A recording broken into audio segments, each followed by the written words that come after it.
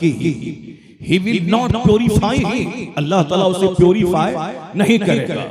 उसके लिए दर्दनाक अजाब है। अल्लाह ना उससे बात करेगा, वला युकल्लिमुहुम, ना अल्लाह उससे बात करेगा, ना निगाहे रहमत डालेगा, ना उसे गुनाहों से पाक करेगा। वलहुम अज़ाबुन अलीम, उसके लिए दर्दनाक अजाब है। तीन में से पहला शख्स हुजूर फरमाते हैं मलिकुल कज़्ज़ाब, यानी झूठा बादशाह। झूठा बादशाह, चूंकि बादशाह की तरफ पूरी कौम की नजर रहती है, सबकी उम्मीदें उनसे वाबस्ता होती है, लेकिन अगर वही झूठा साबित हो जाए तो मैं सड़क बनाऊंगा, मगर वो सड़क बनाने का वादा सिर्फ वोट लेने के लिए किया था और काम करने के इरादे से नहीं किया था। क्योंकि पब्लिक की उम्मीदें उससे वाबस्ता हैं, लेकिन वो उम्मीदों के साथ खिलवाड़ करता है, इसलिए उसको दर्दनाक अजाब होगा कि तुम हाकिम बने थे क्यों। रूलर का मतलब होता है अपनी रियाया, अपनी प्रजा की खिदमत करना, उनकी मजबूरियों को समझना, उनके दुख दर्द में काम आना। जो कौम का सरदार होता है वह कौम का खादिम होता है। अगर कौम का सरदार खुद फलकपोश इमारत में रहने लगे, शानदार तेज रफ्तार गाड़ी पे चलने लगे, गरीबों मिस्किनों जिसके वोट से वो राजा बना है, उन सबों के जज्बात का खून करे, उन सबों को मुसीबत में धकेल दे, उसे तो दर्दनाक अजाब होना था। क्योंकि तुझको जो कौम की सरदारी मिली है ये खाने पीने के लिए नहीं मिली, ये सरदारी मिली है रात भर गहरी नींद लेने के लिए नहीं मिली है। तुम्हें जो सरदारी मिली है वो सरदारी उमर फारूक जैसा सरदार के सारा मदीना सोया है और खलीफतुल मुस्लिमीन गलियों में जाग के देख रहा है कौन मुसीबत ज़दा है, कौन परेशान हाल है, कौन दुख में मुब्तला। ये है इस्लामिक पॉलिटिक्स, ये है इस्लामिक गवर्नमेंट का नजरिया, ये है इस्लामी नजरिया सियासत के सियासत करने वाला वह कौम की खिदमत करता है, जिसकी मिसाल सिद्दीक अकबर की कि खलीफतुल मुस्लिमीन बनने के बाद कांधे पे चादर ले लिया, चादर लेके चले के बाल बच्चों को खिलाने के लिए मैं रिज़्क़ हलाल तलाश करनी है। सिद्दीक अकबर अफज़लुल बशर बादल अंबिया, इनके पांव की धूल के करोड़वें हिस्से के बराबर हम लोग नहीं है। वो सिद्दीक अकबर अफज़लुल बशर बादल अंबिया, खलीफतुल मुस्लिमीन यानी मुस्तफा का उत्तराधिकारी, मुस्तफा का जानशी बनने के बाद आपने उमूरे उम्मत को संभाल के बाल बच्चों की रोजी रोटी के लिए कांधे पे चादर रख के निकल गए गली में, ताकि हलाल रोजी तलाश करूं और अपने बच्चों को खिलाऊं और फिर बाकी फारिग वक्त में उम्मत मुस्लिमा का बोझ सर पे उठाऊं। आज अगर मुझको नौकरी नहीं मिली तो मैं अपना घर बेच के 50 लाख रुपए रिश्वत दे के नौकरी हासिल करना चाहता हूं। अगर मुझको नौकरी नहीं मिली मैं अपनी जमीन बेचकर हराम रिश्वत का कारोबार करके नौकरी में लेना चाहता हूं। मैं कहना चाहता हूं ये भूत तुम्हारे दिमाग में कहां से सवार हो गया? क्या समझता है कि नौकरी नहीं मिलेगी तो तू नहीं खाएगा, तू भूखा रह जाएगा? नहीं समझता जो अल्लाह माँ के पेट में तुझ तेरी ग़िज़ा का इंतजाम फरमाया, जो अल्लाह माँ की गोद में खुश्क छाती में दूध का दरिया बहा के तेरी रोजी का इंतजाम किया। जब तू माँ के पेट में था रोजी मिली, जब तू माँ की गोद में था रोजी मिली, जब तू जवान नहीं हुआ था, जवानी से पहले माँ बाप के दिल में तेरी मोहब्बत डाल के तेरी रोजी का इंतजाम किया गया। अब तो तू मैच्योर हो गया, अब तो तू जवान हो गया, अब तो तू ताकतवर हो गया है, अब तो तू पत्थर खोद के वहां से पानी निकाल सकता है। अब तुझे रोजी की फिक्र क्यों लग गई? अब तेरा चेहरा क्यों सूख गया? अब तेरा चेहरा क्यों काला हो गया कि मैं कहां से खाऊं?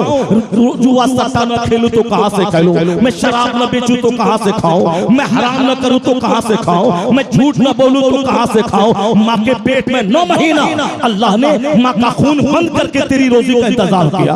अल्लाह ने उस खून को दूध बना के तेरी रोजी का इंतजाम किया। अब जवान होने के बाद रोजी की चिंता है, इसलिए मुस्तफा ने कहा जो रोजी का गम लगा लेता है, दुनिया का गम अपने पीछे लगाता है, अल्लाह उसकी निगाहों के सामने गरीबी का दरवाजा खोल देता है, मुफलिसी का दरवाजा खोल देता है। वह किसी बाती में जाके मर जाए अल्लाह को उसकी कोई परवाह नहीं। क्या मतलब? वो रोजी की फिक्र में लग गया, यानी वो सोचा कि अब मैं झूठ ना बोलूं तो कहां से खाऊंगा, और दौलत की हवस में लग गया तो अल्लाह ताला उसकी निगाहों के सामने गरीबी के दरवाजे खोल देता है, कमाता जाता है, मुफलिस होता चला जाता है, 10 करोड़ कमाता है, 50 करोड़ का प्लान लेके आ जाता है, पास में 50 करोड़ है, 100 करोड़ का प्रोजेक्ट लेके आता है, गवर्नमेंट का कर्जा, दूसरों का कर्जा, उस कर्ज को अदा करने के लिए तीसरे से कर्जा, नतीजे में मुफलिस होता चला जाता है, किसी भी फाफी में चकरा के मर जाए, अल्लाह को उसकी कोई परवाह नहीं। और हुजूर ने कहा जो अपने पीछे दीन का गम लगा लेता है, जो अपने पीछे आखिरत का गम लगा लेता है, जो अपने पीछे जन्नत का गम लगा लेता है, अल्लाह उसकी दुनिया का कफील और जिम्मेदार हो जाता है। वहां से रोजी देता है जहां से बंदा सोच नहीं सकता है, वहां से रोजी देता है जहां से बंदा सोच नहीं सकता है। आपने देखा बेंगलोर का इंजीनियर 2 लाख महीना कमाने वाला 1 महीने के अंदर अंदर फांसी के फंदे पे लटक के जान दे दी। उन्होंने एक वीडियो क्लिप दुनिया वालों के सामने पेश किया कि मैं अपनी बीवी की वजह से मैं मर रहा हूं, मैं कोर्ट के जज की वजह से मैं सुसाइड कर रहा हूं। 2 लाख महीना कमाने वाला जरा आंख फाड़ के देख, कलकत्ता में काफूर गली में जो ठेला पे 10 रुपए का केला बेचता है, जो ठेला पे 100 रुपए की प्याज बेचता है, जो ठेला पे 500 रुपए का सेब बेचता है, इनके पास एक बीवी है, इनके पास 5 बच्चे हैं और आराम से रहता है। ये कभी सुसाइड नहीं कर रहा, जहर नहीं खाता है, रिक्शा चलाता है बूढ़ा आदमी साहब, हावड़ा स्टेशन से काफूर गली लोगों को लाता है, एक ट्रिप में 50 रुपए लेता है, दिन भर में 5 ट्रिप मारा, 250, 300, 500 रुपए कमा लेता है और आराम से बच्चों के पास मस्त है। क्यों? इनके पास सब्र है, जहां सब्र है वहां मस्तियां है, जहां तवक्कुल है वहां मस्तियां है, जहां इस्तिग़ना है वहां मस्तियां है, जहां कनात है वहां मस्तियां है। Contentment is the best happiness, यानी कनात सबसे बेहतरीन खुशी हासिल करने का तरीका है। जहां हिर्स है वहां रूसियाही है, जहां लालच है वहां पागलपनी है, जहां हिर्स है वहां खुदकुशी है, वहां सुसाइड है। आज सुसाइड काफिरों के यहाँ इंजीनियर कर रहा है, आईएएस ऑफिसर कर रहा है, उनका बड़ा मंत्री कर रहा है, मगर कौम मुस्लिम में प्याज बेचने वाला भी खुश है, सब खसाब बेचने वाला खुश है। क्यों? वहाँ हिर्स है, यहाँ सब्र है, वहाँ माल पे भरोसा है, यहाँ माल देने वाले खुदा पर एतमाद है। वमन यतवक्कल अलल्लाह फहुवा हस्बुह, जो अल्लाह पे भरोसा करता है अल्लाह उसके लिए काफी होता है।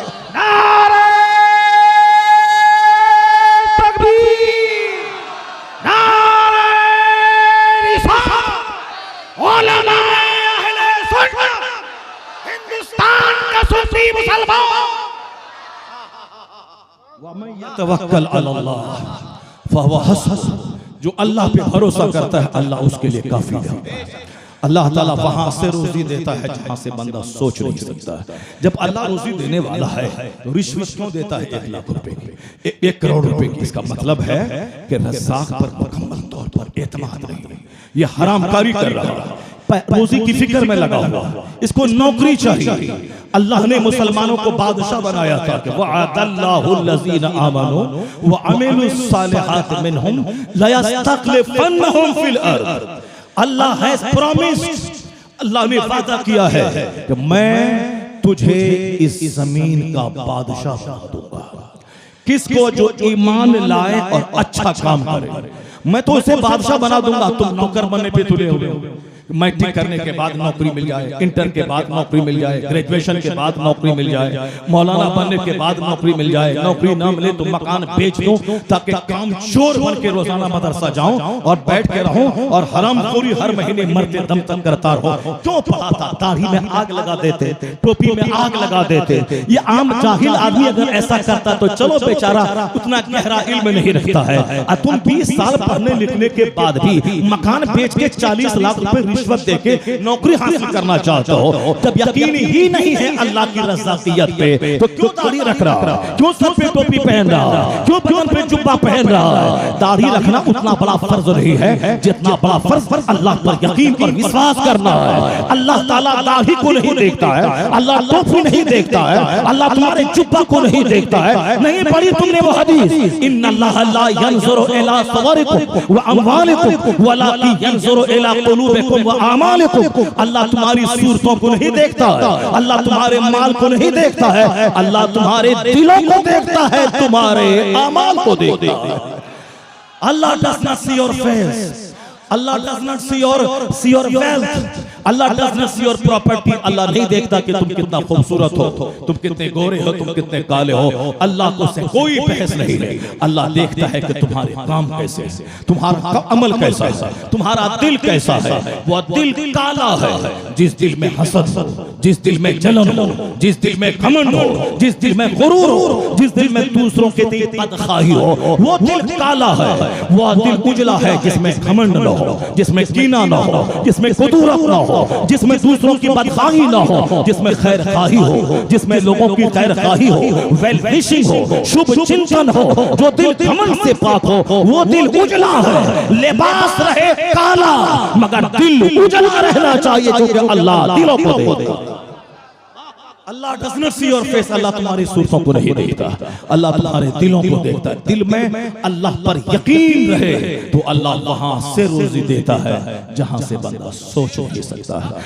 जहां इस्लाम का नूर नहीं है वहां हिर्स है, वहां बेसब्री है, वहां पेशेंस नहीं है, वहां पे बेचैनी है, करोड़ों के महल में बेचैनी है। मैं अक्सर कहता हूं आप दुनिया को नहीं जानते हो, इसीलिए तुम लालायित और बेचैन रहते हो। जिस दिन दुनिया को तुमने देख लिया तो अपनी असल हालत के बारे में कहोगे इलाही तेरा करोड़ों एहसान है कि तूने मुझे जो नेमत दी है मैं उससे खुश हूं, मैं सेटिस्फाइड हूं।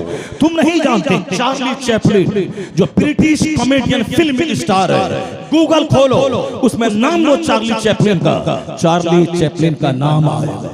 Charlie Chaplin British film star, यानी जो करोड़ों जिसके फैन है, जो करोड़ों के घर में रहता है, जो अरबों की जायदाद जिसके पास मौजूद है, बस छोटी सी दौलत के लिए नमाज छोड़ दी, छोटे से 2 सिक्के के लिए रोजे छोड़ दिया, 2 सिक्के कमाने के लिए तरावी की नमाज छोड़ दी, हाय हाय मारे मारे करने लगे। जो काम मुशरिकों कुफार का था वो काम मुस्तफा का गुलाम कर रहा है। तुम्हें तो होना चाहिए था कि कारोबार बंद हो मगर तरावी न छूटे, दुकान बंद हो मगर नमाज़े पंजे खाना न छूटे, दुकान बंद हो जाए मगर एक ग्राहक नहीं 5 ग्राहक चला जाए मगर जमात न छूटे। जिस दिन दिल में यकीन पैदा हो जाएगा कि मेरा रब है, रोजी देने वाला है, वही इज्जत देने वाला है, वही जलील करने वाला है, वही मछली को रोजी देता है, वही चूटी को रोजी देता है, वही शेर भालू को रोजी देता है, वही अंधा सांप को रोजी देता है। तो जिस दिन ये बात दिल में जगह पकड़ ले तो तू ग्राहक की वजह से जमात नहीं छोड़ेगा, तू ग्राहक की वजह से नमाज नहीं छोड़ेगा, तू काम की वजह से तरावी नहीं छोड़ेगा, तुम काम की वजह से बीमारी की वजह से रोजा नहीं छोड़ेगा। वो यकीन पैदा हो जाए तो तू पत्थर कहीं पड़ के समंदर पे भी चलेगा तो समंदर रास्ता दे देगा, पहाड़ रास्ता दे देगा। यकीन पैदा कर, वो यकीन हो जाए तो दुनिया भी तुम्हारी है, उक़बा भी तुम्हारा। आज वो यकीन कमजोर हो गया। हाँ अल्लाह रोजी देने वाला है मगर 40 लाख रिश्वत नहीं देंगे तो खाना कहां से मिलेगा, पैसा कहां से मिलेगा। अल्लाह ने तुझको बनाया था बादशाह, तुम हो गए नौकर, तुम नौकरी की तलाश में पागल हो गए। पढ़ने लिखने का यह मतलब नहीं कि नौकरी करना, पढ़ने लिखने का यह मतलब नहीं है कि सब हरामखोरी करना, पढ़ने लिखने का मतलब नहीं कि काम चोर बनकर निकम्मा बनकर बैठ करके सिर्फ गवर्नमेंट की तनख्वाह लेना, यह पढ़ने का मकसद नहीं है। पढ़ने का मकसद है भले और बुरे में तमीज पैदा करना, पढ़ने का मतलब है सिविलाइज्ड बनना, पढ़ने का मतलब है अपने से दूसरों को फायदा पहुंचाना, पढ़ने का मतलब है ऐसा कोई काम कर जाए कि मैं मर भी जाऊं दुनिया को मेरे काम की रोशनी मिलती रहे। कौम मुस्लिम, ये माइक्रोफोन जिसमें मैं बात कर रहा हूं ये बता दे माइक्रोफोन किसने दिया है? कोई हिंदुस्तान का बंदा दिया है, कोई पाकिस्तान, कोई हिंदुस्तान का मुसलमान दिया है, कोई हिंदुस्तान का हिंदू दिया है? नहीं दिया। ये हवाई जहाज जिस पे चल के मैंने आज लखनऊ से कलकत्ता का सफर किया, मेरी करोड़ों मुसलमान दम दम से चल करके मदीना और मक्का का सफर करते हैं। तो इससे आज उसी हवाई जहाज पे चल के कोई कलकत्ता से प्रयागराज इलाहाबाद जा रहा है, कोई हैदराबाद से इलाहाबाद आ रहा है, कोई कश्मीर से इलाहाबाद आ रहा है, कोई बेंगलोर से इलाहाबाद जा रहा है। या सोच के जा रहा है कि एक डुबकी लगा दे सारा पाप खत्म हो जाए, यानी चोरी करे, डकैती करे, सब करे, एक डुबकी लगाए सारा पाप धुल जाएगा। इसीलिए लोग दीवानावार डुबकी लगाने बनाने जा रहे हैं कि डुबकी लगाओ, क्राइम का जुर्म खुल जाए, ज़िना का जुर्म खुल जाए, चोरी डकैती का जुर्म खुल जाए। मगर वो धुलने के लिए उस हवाई जहाज का सहारा लेके प्रयागराज जा रहा है। जो बड़े बड़े लोग हैं, ये बता दे क्या कोई हिंदू बनाया है हवाई जहाज, क्या कोई मुसलमान बनाया है हवाई जहाज? ये बताओ दे, ये माइक्रोफोन हाथ में जो मोबाइल देता है, ये मोबाइल बनाए कोई हिंदुस्तान का हिंदू या हिंदुस्तान का कोई मुसलमान नहीं बनाया है। बनाया है कौन? अमेरिका का एक साइंटिस्ट, उसने ये मोबाइल बनाया है, उसने कंप्यूटर बनाया है। हिंदुस्तानियों को ग़ीबत से फुर्सत कहाँ? हिंदुस्तानियों को टांग खिंचाई से फुर्सत कहाँ? हिंदुस्तानियों को चौक चौराहे पर बैठकर आलिमों की ग़ीबत से फुर्सत कहाँ है? मदरसे की बुराई बयान करने से फुर्सत कहाँ है? हिंदुस्तान के हिंदुओं को डीजे बजाने से फुर्सत कहाँ है? उनको पटाखा फोड़ने से फुर्सत कहाँ है? उसको शहर में आग लगाने से फुर्सत कहाँ है? इसलिए गौर करने की बात है। मैं हिंदुस्तानी हूँ, हिंदुस्तान के जर्रे जर्रे से मुझको प्यार है। ऐसा कोई बदगुमानी ना करे कि हिंदुस्तान में रह के हिंदुस्तान की मुखालफत कर रहे हैं। नहीं, मैं तो अमेरिका से लौट के आता हूँ तो कहता हूँ हिंदुस्तान की सड़ी हुई गलियां अमेरिका के व्हाइट हाउस से बेहतर है। मैं पाकिस्तान से लौट के आया, मैं बोला लाहौर की शाहराह से बेहतर हिंदुस्तान के काफूर गली की सड़ी हुई गलियां हैं, क्योंकि ये हमारा मुल्क है। अमेरिका से अच्छा हिंदुस्तान हमारा, चाइना से अच्छा हिंदुस्तान हमारा, जापान से अच्छा हिंदुस्तान हमारा, सिंगापुर से अच्छा हिंदुस्तान हमारा, मलेशिया से अच्छा हिंदुस्तान हमारा, यानी इन सारे जहां से अच्छा हिंदुस्तान हमारा। हम बुलबुल हैं इसकी, ये गुलसिता हमारा। लेकिन इसका ये मतलब नहीं है कि हम अपने गांव के पागल को अमेरिका के वैज्ञानिक से अच्छा समझ लें। हम अपने सड़े हुए आदमी को अमेरिका के विद्वान से अच्छा समझ लें। जिससे फायदा मिल रहा है उसकी तो कदर करनी पड़ेगी, उसकी तो तारीफ करनी पड़ेगी। तो माइक्रोफोन देने वाला डेविड हक्स 7 समंदर पार कर, हवाई जहाज देने वाला राइट ब्रॉथर 7 समंदर पार कर, टेलीविजन देने वाला चैल बेयर्ड 7 समंदर पार कर, मोटर कार देने वाला हेनरी फोर्ड 7 समंदर पार का। हम क्या कर रहे हैं? हम क्या कर रहे हैं? सिवाय गीबत के, सिवाय चुगलखोरी के, सिवाय अच्छों का मजाक उड़ाने के, सिवाय गुरबत की तहकीर और तजलील के क्या है मेरे पास? बड़ा काम करने के लिए बंदा को चाहिए कि वो अपने एक मिनट को कीमती समझे, एक मिनट का सही इस्तेमाल करे, या सोच के दुनिया में जिए मैं मर भी जाऊं तो मेरे काम से दूसरों को रोशनी मिले, मेरे काम से दूसरों को फायदा मिले, मेरे काम से दूसरों को फायदा मिले। जैसे मरने वाला डेविड हक्स मर गया, मगर मेरी तरह करोड़ों आदमी इस माइक्रोफोन से फायदा उठा रहा है। तो आदमी वही है जो अपने से दूसरों को फायदा पहुंचाए। और कुरान में वही कहा गया है, अल्लज़ी खलक़ल मौत वल हयात लियब्लुवकुम अय्युकुम अहसनु अमला, जिसने मौत और जिंदगी पैदा की है ताकि तेरे काम की जांच करे कि तेरा काम कैसा है। और हुजूर ने फरमाया खैरुन नास मन यनफउन नास, लोगों में सबसे अच्छा वो है जो लोगों को फायदा पहुंचाने वाला है। तो आज अमेरिका कहता है मैं हवाई जहाज बना के मेरा दूध चला गया, क़यामत तक करोड़ों लोग उससे फायदा उठाएंगे। आज यूरोप कहता है मैंने माइक्रोफोन दे दिया, मेरा दूध दे के चला गया, अब क़यामत तक करोड़ों फायदा उठाएंगे। इसलिए एक कौम मुस्लिम, तुम्हारे खुदा ने तुझको दूसरों के लाभ के लिए पैदा किया है कि तू ऐसी बोली बोल जिससे दूसरों को फायदा पहुंचे, ऐसा काम कर जिससे दूसरों को फायदा पहुंचे, ऐसा काम कर जिससे समाज को तुझसे रोशनी मिले। जो चुप बैठ के रहेगा, गीबत करेगा, चुगलखोरी करेगा, काम चोरी करेगा, नहीं पढ़ेगा लिखेगा, बल्कि दूसरों की शादी में बेगाने की शादी में अब्दुल्ला दीवाना बन के तू रहेगा, नाचेगा कूदेगा, डीजे बजाएगा, तेरा नाम तक नहीं रहेगा। समाज वाले तुझे सड़ा हुआ समझकर मिट्टी में डाल देंगे। इसलिए अमेरिका कहता है अपने से दूसरों को फायदा पहुंचा, चाइना कहता है अपने से दूसरों को फायदा पहुंचा। कोई किताब लिख दे, कोई स्पीच दे दे, कोई चापाकल गाड़ दे, कोई रेफ्रिजरेटर बना दे, अपने से दूसरों को फायदा पहुंचा। सारी दुनिया आज कहती है मेरे मुस्तफा 1500 साल पहले कहते हैं सबसे बेहतर वो है जो अपने से दूसरों को लाभ पहुंचाने वाला है। खैरुन नास मन यनफउन नास, the best among you is one who is profitable for other. तो मैं सबसे अच्छा वो है जो अपने से दूसरों को फायदा पहुंचाता है। इसलिए बरेली के आला हजरत ने कहा न कोई थिंकर बड़ा, न प्रोफेसर बड़ा, न वैज्ञानिक बड़ा, न साइंटिस्ट बड़ा। इन बड़ों की निगाहें जहां आज पहुंच रही है वहां मेरे मुस्तफा की निगाह 1500 साल पहले पहुंच गई है। इसलिए सबसे आला व औला हमारा नबी, सबसे बाला व वाला हमारा नबी, सारे ऊंचों में ऊंचा, समझिए जिसे है उस ऊंचे से ऊंचा हमारा। नारे तकबीर, नारे रिसालत, जलसे दस्तारे फजीलत। लोगों में सबसे अच्छा वो है जो अपने से दूसरों को फायदा पहुंचाने वाला। हर आदमी जायजा ले अपने काम का कि मैं अगर आज मर गया तो मैं दूसरों के लिए क्या छोड़ के जा रहा हूं, क्या छोड़ के जा रहा हूं। अगर शेरे बंगाल आज इंतकाल कर गए तो सारा कलकत्ता बंगाल इनकी मौत पे आंसू बहाएगा और फख्र करेगा कि मेरा शेर चला गया मगर एक इदारा दे के चला गया जहां से लाखों लोग इल्म का नूर हासिल करते चले जाएंगे। मेरा शेर चला गया, इरफानुल हदीस अहादीस नामी एक किताब छोड़ के चला गया। अब किताब क़यामत तक रहेगी, जितने लोग पढ़ते रहेंगे इसका सवाब उनको मिलता रहेगा।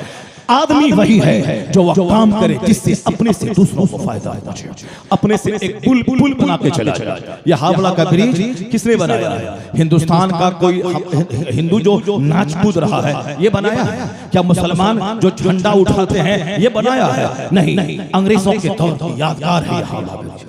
जो दुनिया में एक वंडर, एक अजायबात के तौर पर जिसको देखने के लिए लोग आते हैं, तो बनाने वाला क्या मतलब सारी क्वालिटी उसी के पास है, सारी एबिलिटी उसी के पास, सारी सलाहियतें उसी के पास है। नहीं, सलाहियतें सारी उनके पास नहीं है। वह लोग एक एक मिनट को कीमती समझते हैं, वह एक एक मिनट को काम में लगाते हैं, 18-18 घंटे स्टडी करते हैं। अगरचे वहां उर्यानियत है, अगरचे फहाशी है एक बड़ा तबका, नाचने वाला, कूदने वाला, नंगा रहने वाला, नाइट क्लब में जाकर रात भर डांस करने वाला, शराब पीने वाला, अपनी निजी बहन के साथ बलात्कार करने वाला है एक तबका।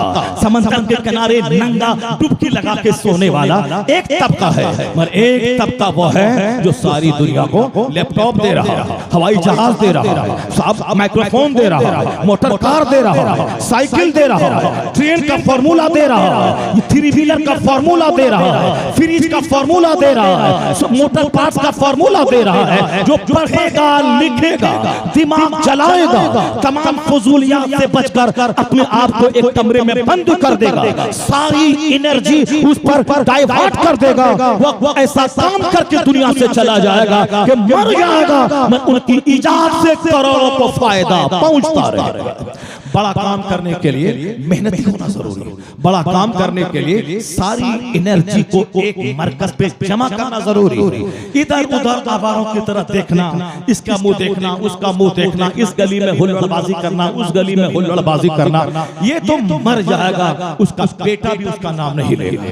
जो मेहनत करेगा, पढ़ेगा, लिखेगा, अपने से कुछ समाज को दे के जाएगा, उसका चर्चा सारी दुनिया में होता है। सरकार गौसे आजम पैदा हुए ईरान में, ईरान छोड़ के चले आए बगदाद में। उन्होंने 20 साल तक आंख जला जला के किताबों की स्टडी की, 25 साल तक जंगलों में जाकर के अल्लाह की मार्फत का नूर हासिल किया। फिर उसके बाद जंगल से आ गए मैदान में, 70-70 हजार के मजमे को खिताब करते थे।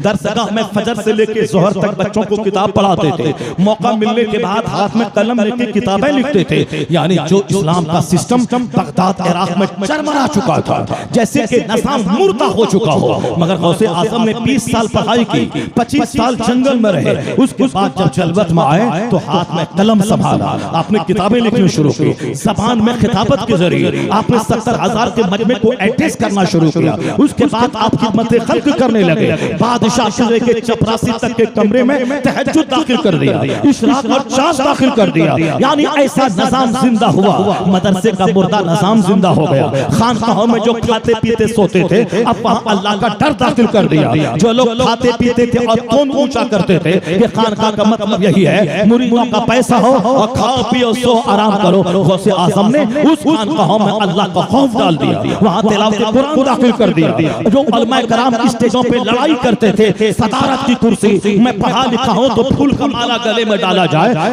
मैं सदर इजलास बन जाऊं और वही तुम्हें मुनासरा करूंगा, तुझे जलील कर दूंगा। इन उलमाए खुश खुश दिलों में अल्लाह का डर डाल दिया। अब यह लोग रोने लगे, कुरान पढ़ने लगे, इनकी आंखें आंसू बहाने लगी। मदरसा का निजाम जिंदा हो गया, खानका का निजाम जिंदा हो गया, बादशाहों के घर में जिंदगी पैदा हो गई। जब हर तरफ इस्लाम का डंका बजने लगा तो अल्लाह ने अब्दुल कादिर को यह इनाम दिया कि तू अपना वतन छोड़ा मेरे लिए, रात की नींद कुर्बान की मेरे लिए, तू 25 साल जंगल में रहा मेरे लिए, जब तू मेरा दीन जिंदा कर दिया है, अब ए अब्दुल कादिर, अब तू तेरा नाम नहीं मरेगा, जब तक दीन इस्लाम रहेगा तेरा डंका बजता रहेगा, तेरा चर्चा होता रहेगा। आज जो दुनिया में करोड़ों कादरी मौजूद है, ये गौसे आजम की खिदमतों का इनाम है। उसने दीन को जिंदगी ले ली, अब उनका नाम क़यामत तक के लिए जिंदा हो गया।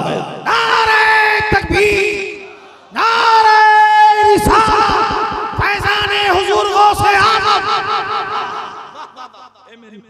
एक एक मिनट को कीमती समझना, एक एक मिनट कीमती। अगर कीमती समझने लगो, ये जो चौक चौराहे पे हमारी खवातीन की भीड़ लगी हुई है, ये जुब्बा भी नकाबपोश खवातीन की, ये सारी भीड़ें छड़ जाए। ये जो हमारे बच्चे नौकरी की तलाश में मारे मारे फिर चेहरा सुखा रहे, ये सारी बातें खत्म हो जाएगी। मकसद हयात है अल्लाह की इबादत करना, अल्लाह की मखलूक की खिदमत करना। अगर इस पे नजर टिकी रहे तो सलीमा हाल में 500 रुपए देके बंदा 3 घंटा का टाइम देकर फिल्म नहीं देखेगा। अगर दिल जिंदा है तो कहेगा जो 3 घंटा 300 रुपए दे के मैं आंखों को गुनाह से आलूदा करूंगा, जबान से सीटी मारकर हुल्लाबाजी करके जो जबान को गुनाहों से आलूदा करूंगा, उसी 3 घंटे में अगर मैंने किताब पढ़ लिया, मेरा ज़मीर रोशन हो जाएगा, मेरा दिल जिंदा हो जाएगा। अगर मैंने 1000 बार दरूद पढ़ लिया तो लाखों नेकियां मेरे नाम अमाल में जमा हो जाएंगी।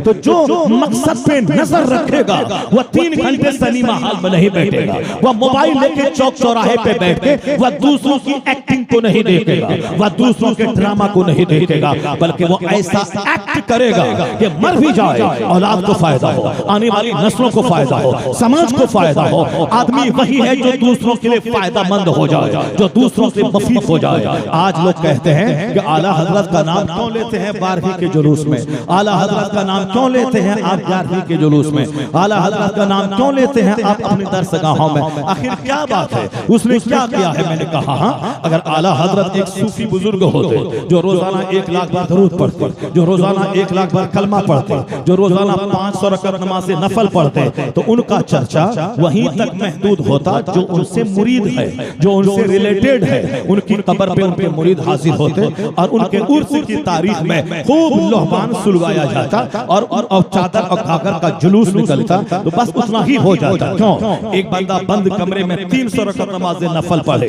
नमाज़े नफल पढ़े तो उसका फायदा उसको होगा, वो जन्नत जाएगा, वो गुनाहों से बचेगा।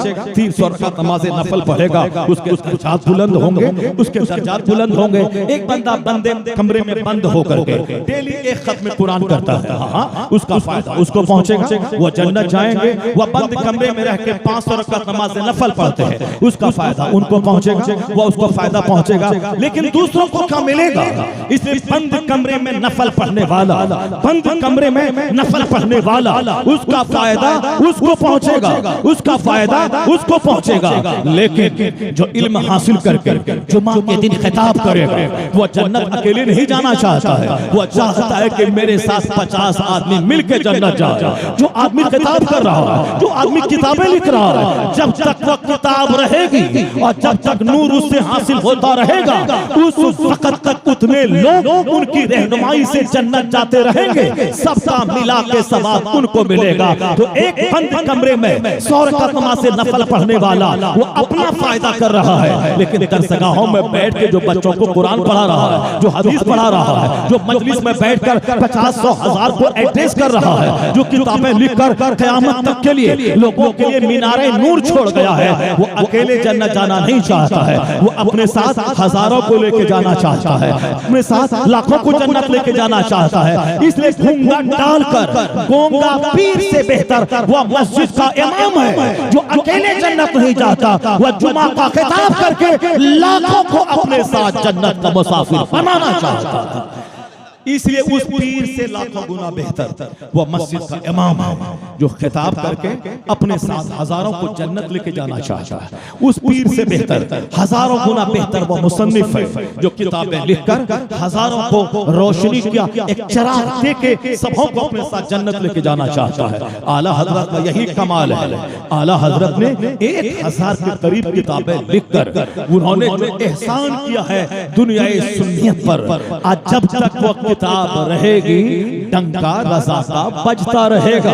चूंकि वो किताबें हैं जो हथियार अहले सुन्नत है। मुनाजरे के मैदान में बेंगलोर में वहां मुनाजरा होगा। मुनाजरे में तकरीर नहीं की जाती है, मुनाजरे में दलील दी जाती है। किताब का हथियार है जिस हथियार से जंग जीती जाती है। तो मुनाजरा इल्मे गैब के उन्वान पे बेंगलोर में होगा।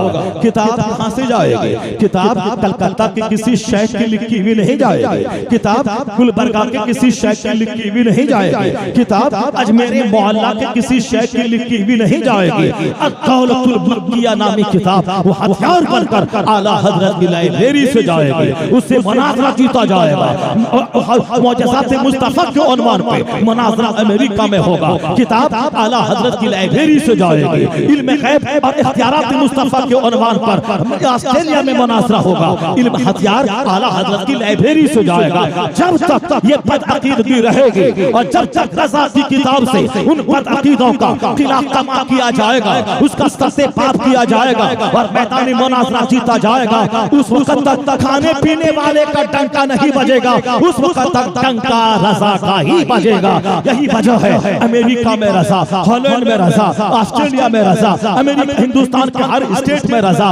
उत्तर प्रदेश के रहने वाले थे मगर बिहार में रज़ा रज़ा, बंगाल में रज़ा रज़ा, कर्नाटका में रज़ा रज़ा, हिमालय की वादी में रज़ा, समंदरी इलाके में रज़ा, मैदानी इलाके में रज़ा, यूनिवर्सिटी में रज़ा, मदरसे में रज़ा, खानकाह में रज़ा, दरसगाहों में रज़ा, फजर के टाइम में रज़ा, बगदाद में रज़ा, मदीना में रज़ा। क्यों है रज़ा? इसलिए रज़ा रज़ा 1000 के करीब रज़ा ने अपने आप को भट्टी में डालकर 2 घंटे सोकर सारा वक्त डिवोट किया इस्लाम की खिदमत के लिए। अब जब तक अल्लाह ने वो इनाम अता फरमाया कि जब तक दुनिया रहेगी, जब तक महबूब की अजमत का डंका बजेगा, उस वक्त तक ए रज़ा तेरी अजमत का डंका बजेगा, हिमालय में बजेगा, समंदर में बजेगा। इसलिए वादी रज़ा की कोहे हिमालय रज़ा का है। जिस समत देखिए वो इलाका रज़ा का।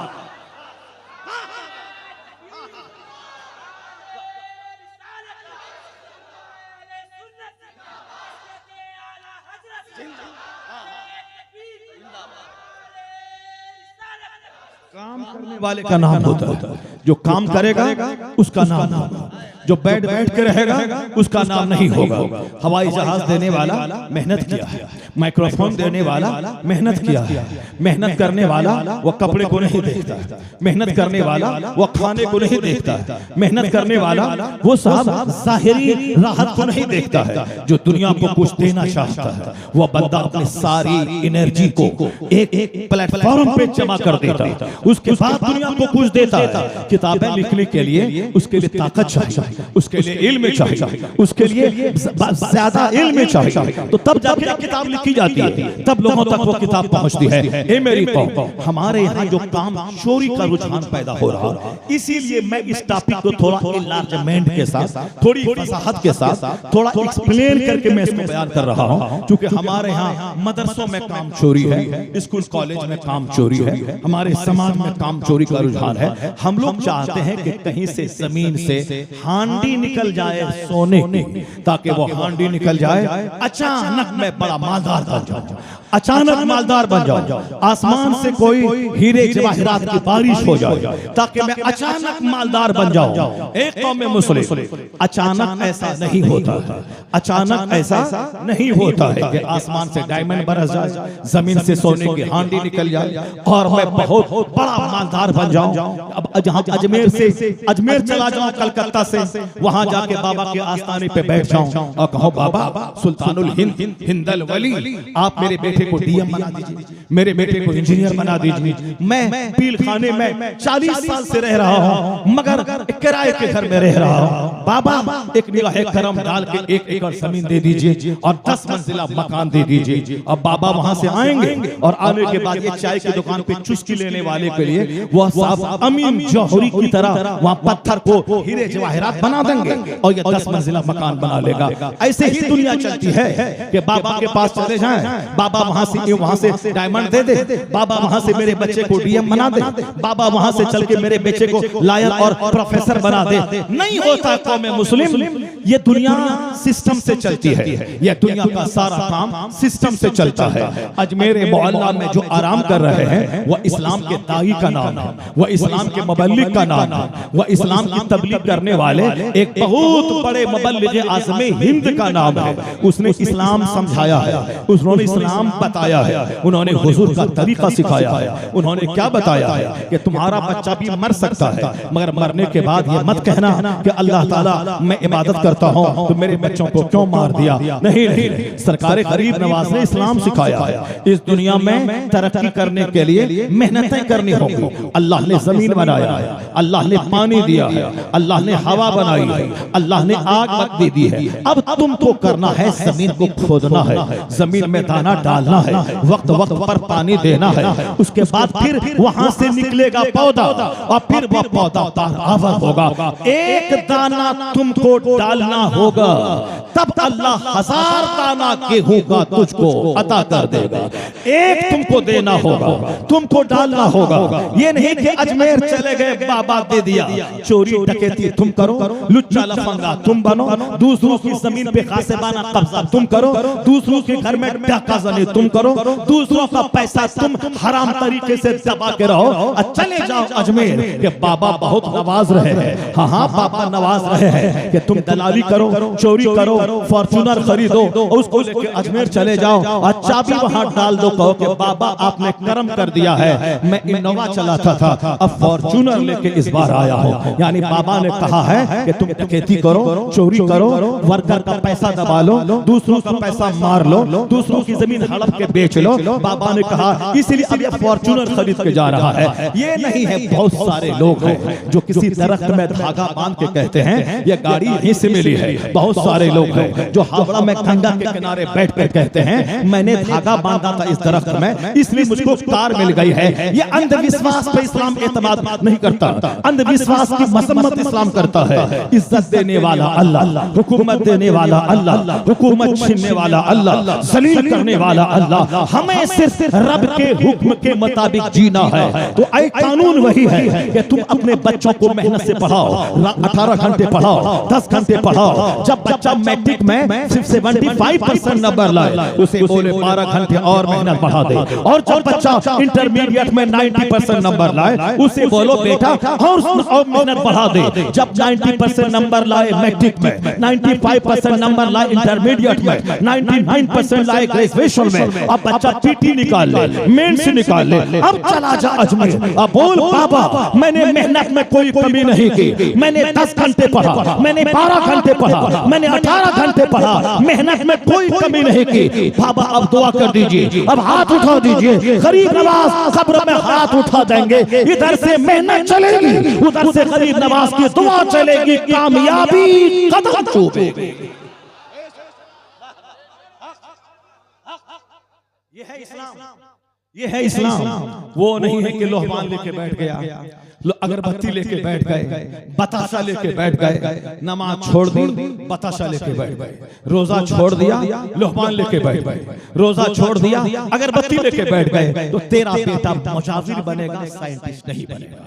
तेरा बेटा आग सुलगाने वाला मुजाविर बनेगा, वो डायरेक्टर नहीं बनेगा, वो बैरिस्टर नहीं बनेगा, वो लॉयर नहीं बनेगा, वो बैंक मैनेजर नहीं बनेगा, वो मुहद्दिस नहीं बनेगा, वो फकीह नहीं बनेगा, वो खतीब नहीं बनेगा, वह मुदर्रिस नहीं बनेगा, उसके लिए मेहनत शर्त है। इधर 5 घंटे क्लास में पढ़ना है, 5 घंटे ओवर टाइम लगाना है और आधा घंटा उस्ताद का पांव दबाना है। उधर से स्टडी चलेगी, इधर से उस्ताद की दुआ चलेगी। फिर क्या होगा, उनका सीना रोशन हो जाएगा, इल्म उसके सीने में आएगा। ऐसा न होगा कि दिन भर उस्ताद का पैर दबाओ और आदमी मुहद्दिस बन जाए, नहीं होगा। 5 घंटे क्लास में पढ़ना होगा, 5 घंटे ओवर टाइम लगाना होगा, 10 मिनट उस्ताद का पांव दबाना होगा।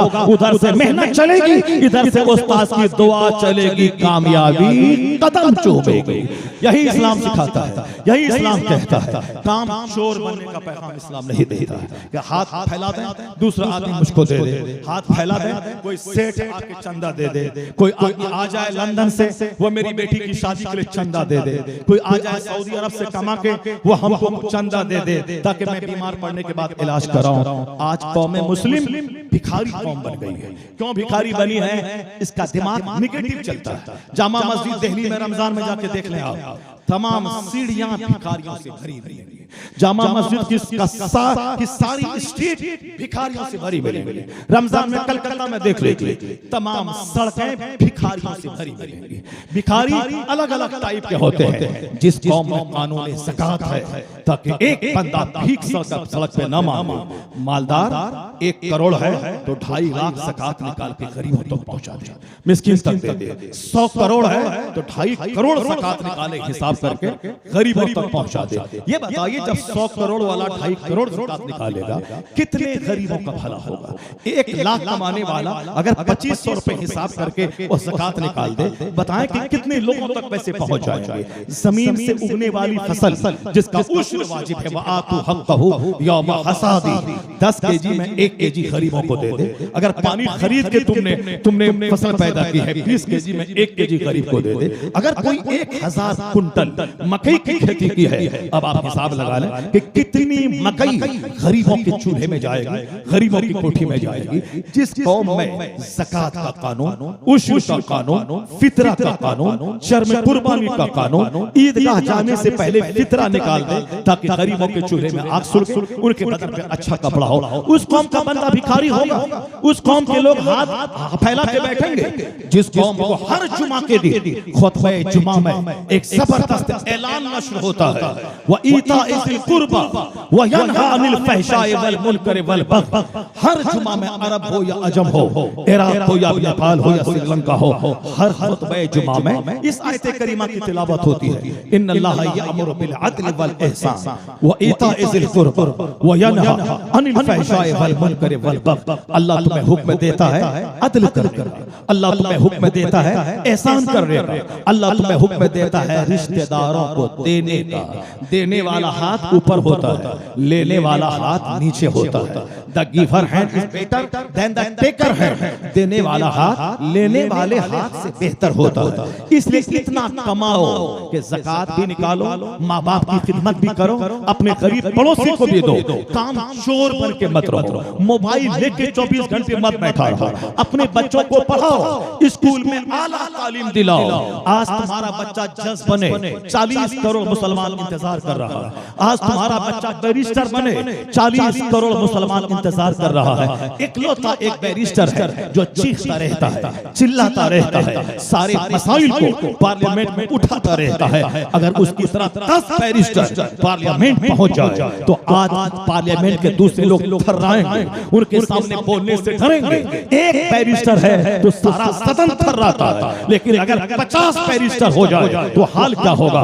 तेरा बच्चा जोकर, तेरा बच्चा लोफर, तेरा बच्चा गली कूचे में घूमने वाला, दिल फेंक आशिक, दूसरों की बहू बेटी पे बुरी निगाह डालने वाला, लव करने वाला, प्रेम करने वाला। जिसे डीएम बनना था वो आशिक बन रहा है, जिसे बैरिस्टर बनना था वह जोकर बन रहा है, वह हैंड प्रैक्टिस कर रहा है, मुश्तसनी कर रहा है, नशा इस्तेमाल कर रहा है। पानी से ज्यादा सस्ती शराब होती जा रही है। एक कौम मुस्लिम, कहाँ हो तुम? पानी से ज्यादा सस्ती शराब तेरे बच्चों ने बनाई लिया है। जिंदगी जीने के लिए पानी जरूरी है, शराब जरूरी नहीं है। जिंदा रहने के लिए रोटी जरूरी है, गुटखा जरूरी नहीं है। जिंदा रहने के लिए चावल जरूरी है, रजनीगंधा जरूरी नहीं है। ये बता दे, रोटी तो तेरा बच्चा खाता है तो, और रजनीगंधा का पुड़िया 100 खा रहा है। वो तुम्हें मुबारकबाद देता हूँ हेमंत सोरेन को। मैं 10 साल से चीख रहा हूँ कि रजनीगंधा में कैंसर है, पान पराग में कैंसर है, गुटखा में कैंसर है। कोई मेरी बात नहीं सुन रहा है। मगर आज जब हेमंत सोरेन आगे आया, कहा मोदी जी पाबंदी लगाएं या ना लगाएं, मगर मैं पूरे झारखंड में गुटखा खैनी पे, तंबाकू पे मैं पाबंदी लगाता हूँ। बेचने वाले को भी सजा दूंगा, जो खरीदेगा उसको भी सजा दूंगा, जो स्टॉक करेगा उसको भी सजा दूंगा, जो दूसरों को गिफ्ट देगा उसको सजा दूंगा। धन्य है हेमंत सोरेन जिसने इन तमाम गैर जरूरी चीजों पे पाबंदी लगा के एक बड़ा कदम उठाया है। हमारे बिहार का चीफ मिनिस्टर नीतीश कुमार, वो चाहे जिसकी गोद में जाके बैठ जाए, मगर उन्होंने जो काम किया है वो काम प्रधानमंत्री मोदी ने नहीं किया है, वो काम ममता जी ने नहीं किया है, वो काम अखिलेश और पंडित जी नहीं किया है। आज 10 साल से बिहार में शराब पे प्रतिबंध है। शराब आमतौर पर नहीं पी जाएगी, नहीं बेची जाएगी। शराब हराम है, उम्मुल खबाइस है, ये इस्लाम कहता है, ये मुसलमान कहते हैं। मुसलमानों की बात को, इस्लाम की बात को एक गैर मुस्लिम नाफिज कर रहा है कि शराब से घर उजड़ रहा है, शराब से खानदान उजड़ रहा है, शराब से कुंबा उजड़ रहा है, शराब से खानदान बर्बाद हो रहा है। ये बता दें, एक गैर मुस्लिम तुम्हारा काम कर रहा है और तुम्हारा बच्चा शराब पी रहा है, नशा कर रहा है, जिसको कोई काम के लायक रहो वो जा रहा है। एक बूंद अगर शराब के अंदर चली गई, 40 दिन तक न कोई दुआ कबूल होगी। अगर उसी हालत में मर गया, जन्नत की खुशबू हराम हो जाएगी। ये बता दे, तू दूध क्यों नहीं पीता है, तू अनार का जूस क्यों नहीं पीता है, तू गन्ने का जूस क्यों नहीं पीता है? तू गन्ने का जूस पी ले, शराब मत पी। तू अनार का जूस पी, शराब मत पी। तू संतरा का जूस पी, लीवर तेरा स्ट्रांग रहेगा, हार्ट तेरा स्ट्रांग रहेगा, लंग्स स्ट्रांग रहेगा, इंटेस्टाइन स्ट्रांग रहेगा, किडनी का सिस्टम स्ट्रांग रहेगा, ये सब स्ट्रांग रहेगा। तू अनार का जूस पी ले, संतरा का जूस पी ले, गन्ने का जूस पी ले। और तू क्यों खाता है रजनीगंधा? अब पुड़िया फाड़ा डाला, फाड़ा डाला, फाड़ा डाला। ये क्यों घिनौना गंदा काम, सेहत की दुश्मनी वाला काम कर रहा है? इस्लाम तमाम गैर जरूरी कामों को मिटाना चाहता है, तमाम गैर जरूरी कामों पे पहरा लगाना चाहता है। गैर जरूरी सोना, गैर जरूरी खाना, गैर जरूरी घूमना, गैर जरूरी बातें करना, सबको इस्लाम नापसंद करता है। नहीं सुना आका इस्लाम ने क्या कहा? मन काना युमिनु बिल्लाहि वल यौमिल आखिर फलयकुल खैरन और लियस्मुत। यानी जो अल्लाह और आखिरत के दिन पे ईमान लाता है, या तो अच्छी बात बोले या चुप रहे। एक शानदार फार्मूला मुस्तफा ने दिया। ये गटर गटर चटर चटर जो बातें हो रही है, लगता जैसे बात खत्म ही नहीं हो रही है। हुजूर ने क्या कहा? जो मोमिन है या तो अच्छी बात बोले या चुप रहे।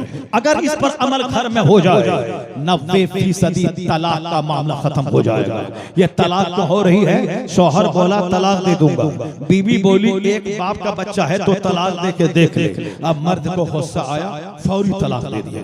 अगर शौहर ने धमकी दी थी मैं तलाक दे दूंगा, औरत अगर चुप रह गई होती तो फिर क्या होता? शौहर का गुस्सा ऑटोमेटिक ठंडा हो गया होता। मन समता नजात, जो खामोश रहा नजात पा गया, जो खामोश रहा एनर्जी पा गया, जो खामोश रहा उसको इनर फोर्स, अंदर की ताकत उसकी बढ़ जाती है। इसलिए बातें कम करनी चाहिए। बातें कम करनी कहाँ चाहिए? अपनी बीवी के साथ, अपने बच्चों के साथ, अपने समाज के लोगों के साथ, शादी की महफिल में, चाय की महफिल में, चौक चौराहे पे। लगता है कि सबसे ज्यादा गर्मी अभी इस जमाने में मुसलमानों को लग गई है। जब आलिमों का एहतराम था, जब आलिमों का अदब था, तो सारा समाज हया से के जेवर से आरास्ता था। सारे लोग समाज के बड़ों को अपने बाप के समान समझते थे। लेकिन जब से उलमा का एहतराम खत्म हो गया, मदरसे का एहतराम खत्म हो गया, एक बेटी बाप को आंख दिखा रही है, एक बेटा बाप को आंख दिखा रहा है। एक कौम मुस्लिम हया को दाखिल कर ले,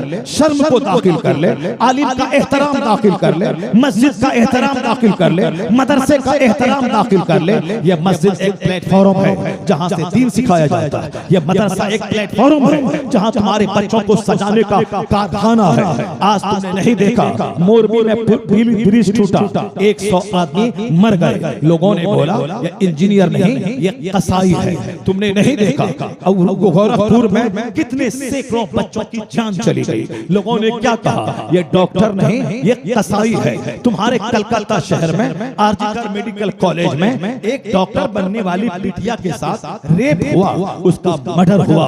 लोगों ने कहा ये मेडिकल कॉलेज के प्रिंसिपल हैं मगर ये कसाई है, ये मेडिकल कॉलेज है मगर रेप का अड्डा है। तो डॉक्टर कसाई, इंजीनियर कसाई, एक स्कूल का प्रिंसिपल पोशाक का सारा पैसा खा गया, बच्चों के मध्याह्न भोजन का सारा पैसा खा गया, बच्चों के पुस्तक किताबों का पैसा खा गया। लोग कहते हैं ये एमएड है या बीएड किया हुआ है या डीएलएड किया हुआ है, प्रिंसिपल है मगर जानवर है जो बच्चों का पैसा खाता है, जो पोशाक का पैसा खाता है। पता ये चला इंजीनियर की शक्ल में जानवर मौजूद है, डॉक्टर की शक्ल में जानवर मौजूद है। लोग कहते हैं पढ़िए लिखिए इंसान बनिए, डॉक्टर बनिए, इंजीनियर बनिए, यही डॉक्टर बनिए, रेप कीजिए, मर्डर कीजिए, वही इंजीनियर बनिए, साहब ब्रिज को एनओसी दीजिए, हजारों की जान लीजिए, यही डॉक्टर है। जो नॉर्मल डिलीवरी को सीजरिंग कीजिए, यही इंजीनियर है। जो बीवी की वजह से फांसी के फंदे पे लटक जाइए, यही पढ़ने का मकसद है। एक कौम मुस्लिम सिर्फ शिक्षा, साक्षर होना, शिक्षित होना, दोनों में फर्क है। साक्षर होने का मतलब है ABCD अली बातासा क ख ग घ, यानी वो अखबार पढ़ना जान गया, किताब पढ़ना जान गया, ये साक्षर यानी पढ़ा लिखा आदमी है। एक होता शिक्षित यानी तालीम याफ्ता होता। तालीम याफ्ता शिक्षित का मतलब जो इल्म की गहराई में डूबा हो, जो पढ़ने का मकसद इंसान बनना, शरीफ बनना, नेक बनना, हराम हलाल में तमीज करना, क्या लीगल है, क्या इल्लीगल है, क्या राइट है, क्या रॉन्ग है, क्या अच्छा है, क्या बुरा है, ये पढ़ने के बाद समझना। पढ़ा हुआ आदमी रहे किराए के घर पर, अगर वहाँ अक्ल है, हिकमत है, हया है, वहाँ दूरअंदेशी है, हिकमत है, तो वो बादशाहों के महल से बेहतर है। क्योंकि जहाँ तकवा है, जहाँ अच्छा अमल है, वही सबसे बड़ा पढ़ा लिखा आदमी है। मगर हमने पढ़े को पैसे से जोड़ दिया। अब पैसा जहाँ से मिल जाए, चाहे दलाली करके मिले, एक टेस्ट नहीं 50 टेस्ट लिख करके मिले, चाहे गैर जरूरी दवाई लिख के मिले, डॉक्टर कसाई, इंजीनियर कसाई, मंत्री कसाई या चीफ मिनिस्टर कसाई। मंत्री ने क्या किया, घोटाला किया, गरीबों का हक दबा के खा गया। पढ़ा लिखा आदमी, ये कैम्ब्रिज से पढ़ के आए हैं, मगर गरीबों का हक दबाया। तो सिर्फ पढ़ना कमाल नहीं है, पढ़ने के बाद आदमी बनना ये कमाल है। तो आदमी बनाने की फैक्ट्री है कहाँ? वहां तो फिजिक्स, वहां तो केमिस्ट्री, वहां तो बायोलॉजी, वहां तो जोलॉजी, वहां तो एस्ट्रोलॉजी। मैंने मैट्रिक में 400 बच्चों में मैंने टॉप रिजल्ट निकाला है। मैं फिजिक्स पढ़ा हूँ, केमिस्ट्री पढ़ा हूँ, मैं मैथ पढ़ा हूँ, मैं ज्योग्राफी पढ़ा हूँ, मैं हिस्ट्री पढ़ा हूँ। 1986 में 400 बच्चों में टॉप रिजल्ट मेरा रहा। मदरसे की चटाई का पढ़ा हुआ लड़का। 1988 में कई कॉलेजेस में टॉप रिजल्ट मेरा रहा, हजारों लड़कों में टॉप रिजल्ट मेरा रहा। मेरे चेहरे से दाढ़ी 1 इंच कभी घटी नहीं है। मैं शेरवानी के साथ, दाढ़ी के साथ मैंने ग्रेजुएशन का एग्जाम पूरे कॉलेज में फर्स्ट क्लास, यानी एमए इन इंग्लिश, मैंने ग्रेजुएशन में इंग्लिश रखा ऑनर्स, उसमें मैंने टॉप किया। एमए इन इंग्लिश अपने कॉलेज में टॉप रिजल्ट निकाला। तो सर पे टोपी रही, चेहरे पे दाढ़ी रही, बदन में शेरवानी रही। मैंने कभी दाढ़ी 1 इंच मैंने हल्की नहीं की। अब जो अशरफिया का पढ़ा हुआ आदमी वो JNU चला जाए, AMU चला जाए, वहाँ पैंट शर्ट पहनने लगे, दाढ़ी छोटी होने लगे, ये बोले कि साहब हम आजाद हो गए हैं, अब सब आजाद हो गए हैं, कैद खाने से निकल गए हैं। इल्म तो यहाँ रहता है। ए मेरे भाई, इल्म दाढ़ी में नहीं लटका रहता, इल्म टोपी में नहीं लटका रहता है, इल्म सीने में रहता है, इल्म दिमाग में रहता है। दाढ़ी रहे, अगर वहाँ स्टडी है तो वहाँ बरकत होगी। काफिरों के पास मेहनत है, स्ट्रगल है, लेबर है, मगर खुदा की रहमत नहीं है, मुस्तफा की अता नहीं है। अगर तुमने काफिरों की तरह मेहनत शुरू किया, बिजनेस में मेहनत, खेती बाड़ी में मेहनत, पढ़ने लिखने में मेहनत, उसके पास मेहनत है, खुदा की रहमत नहीं है। वह जो कुछ भी कर रहा है डेवलप, वो मेहनतों से कर रहा है। अगर तुमने उनकी तरह मेहनत की तो तेरे साथ खुदा की रहमत मिल जाएगी, मुस्तफा की अता मिल जाएगी। काफिर बाद में डेवलप करेगा, गुलाम मुस्तफा पहले डेवलप करेगा। गुलाम मुस्तफा पहले डेवलप करेगा। क्योंकि हमारे पास सिर्फ लोहमान है, हमारे पास अगरबत्ती है, हमारे पास लंगरे गौसिया है, हमारे पास लंगरे ख्वाजा है, हमारे पास लंगरे रजा है। क्या मतलब? खाओ पाखाना करो, लंगर खाओ टॉयलेट जाओ, लंगर खाओ रेस्टोरेंट जाओ। Hindustan is the country of restaurant, Hindustan is the country of hospitals. Hindustan क्या है? प्रधानमंत्री ने क्या दिया? शौचालय दिया। यहाँ किचन में खाना बनाओ और शौचालय में पाखाना जाके करो, इसे ही दिया। शौचालय जाओ, लंगर खाओ, पाखाना करो।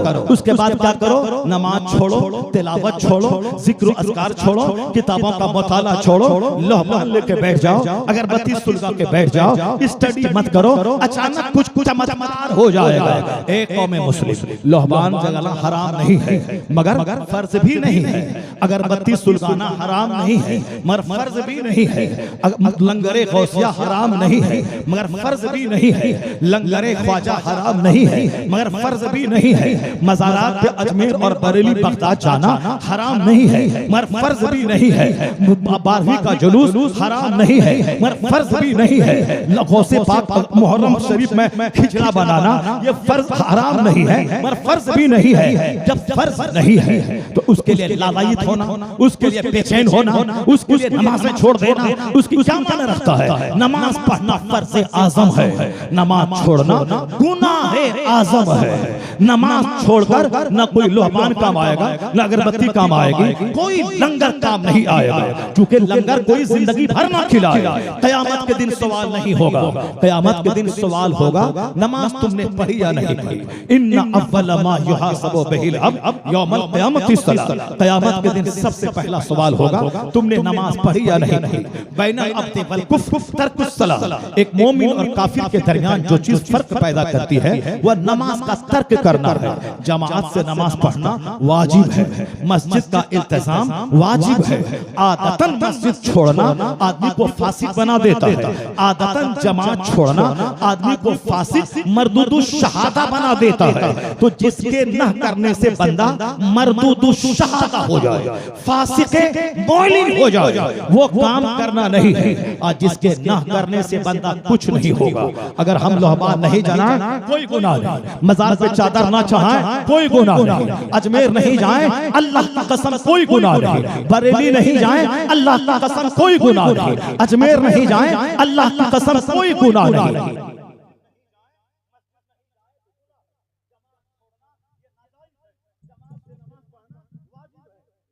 तर्क करना ये हराम है, वाजिब का तर्क करना ये गुनाह है। वाजिब का आदतन तर्क करने वाला वो गुनाह कबीरा करने वाला होता है। तो जो जरूरी है वो उसको ऑप्शनल बना दिया, और जो ऑप्शनल है उसको कंपलसरी बना दिया।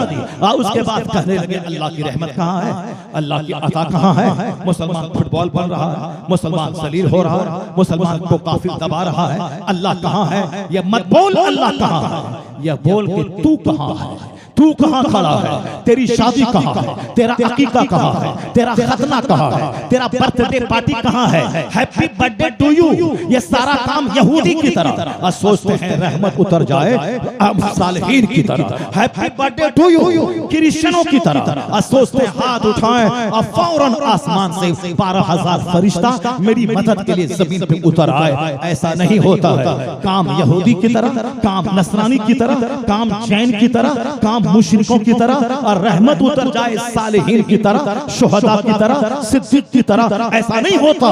जो कुछ भी मुसीबतें हैं ये मेरे अपने हाथ की कमाई है। वमा असाबकुम मिन मुसीबतिन फबिमा कसबत ऐदीकुम। अल्लाह कहता है जो मुसीबतें तुमको पहुंची हैं ये तेरे हाथ की कमाई है। शादी ब्याह काफिरों की तरह, घर का कल्चर काफिरों की तरह, मकान की तामीर में गुम रहना काफिरों की तरह, खाने का मुकाबला काफिरों की तरह, कपड़े का मुकाबला काफिरों की तरह, मकान का मुकाबला काफिरों की तरह। हुजूर ने कहा था अब तो दिनार अब तो दिरहम, यानी खाने का गुलाम, कपड़े का गुलाम तबाह बर्बाद हो जाए। कपड़े का गुलाम जो सिर्फ कपड़े के बारे में सोचे, खाने के बारे में सोचे, मकान के बारे में सोचे, वो तबाह बर्बाद हो जाए। मुस्तफा ने कहा कि दुनिया में ऐसे रहो जैसे एक मुसाफिर रहता है, एक अजनबी रहता है। हुजूर ने कहा तुम में से कोई अपनी उंगली समंदर में डाल दे, फल यंजुर बिमा तरजा, फिर वो देखे कि कितना पानी लेके उंगली लौटी है। यह दुनिया 4 कतरे पानी की मानिंद है, आखिरत अपार समंदर की मानिंद है। तो बेवकूफ है वो जो सारी एनर्जी दुनिया के हुसूल में लगा दे, और जहां सदा महासंख्यों साल खरबों सदा रहना है उसके लिए कोई फिक्र ना हो, वह तबाह हो बर्बाद, सारा काम काफिरों की तरह। फिर उसके बाद अल्लाह कहाँ है, रसूलुल्लाह कहाँ है, मत बोल अल्लाह कहाँ है। अल्लाह तेरी शहर से ज्यादा करीब है, ये बता दे तू कहाँ है। आवाज आ रही है तू मोहम्मदी बन जा, अपना सारा काम मुस्तफा की सुन्नतों के मुताबिक कर। आज फरिश्ता उतरेगा, आज जमीन से रहमत उगेगी, जन्नत वहां मिलेगी, हुकूमत यहाँ मिलेगी।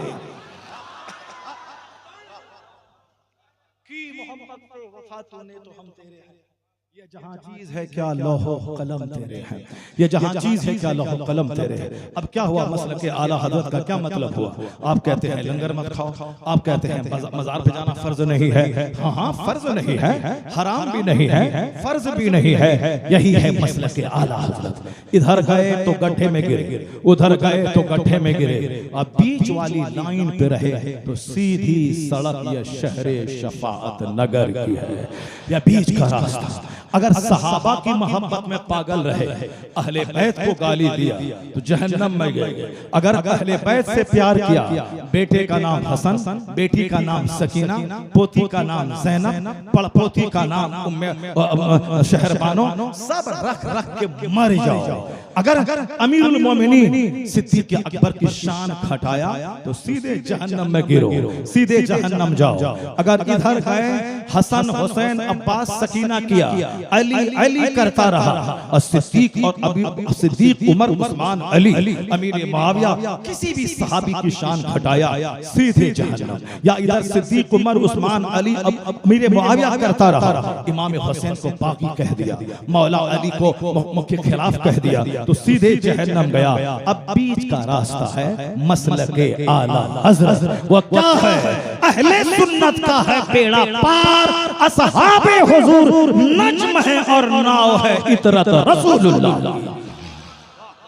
ये है मसलक के आला हज़रत, ये है मसलक के आला हज़रत, ये है मसलक के आला हज़रत। क्या मतलब, सिद्दीक से भी प्यार, उमर से भी प्यार, उस्मान से भी प्यार, अली से भी प्यार। कुल्लम वअदल्लाहुल हुस्ना, सारे सहाबा से अल्लाह राजी, सारे सहाबा अल्लाह से राजी, सारे सहाबा बख्शे बख्शाए हुए, किसी को छांटना नहीं है। हजरत अमीर मुआविया को छांटना नहीं है, वह सहाबा की फहरिस्त में है, सारे सहाबा जन्नती हैं। अलबत्ता ये मत कहना कि उन्होंने खिलाफत दे दी तब बेटा ने अहले बैत का कत्ल कर दिया, जिम्मेदार बाप हैं। जालिम सिर्फ इतिहास पढ़ेगा तो बर्बाद हो जाएगा, सिर्फ इतिहास पढ़ेगा बर्बाद हो जाएगा। इतिहास के साथ कुरान हदीस पढ़ेगा।